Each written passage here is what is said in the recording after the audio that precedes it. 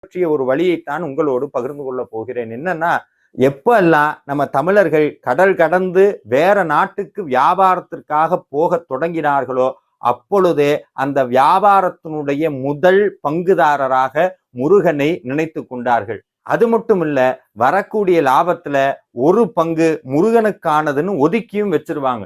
இந்த வழியைத்தான் நான் அந்த நபருக்கு சொன்னேன். ஆம், நீங்கள் செய்யக்கூடிய பிசினஸ்ல முருகனை ஒரு பார்ட்னரா மாத்துங்க.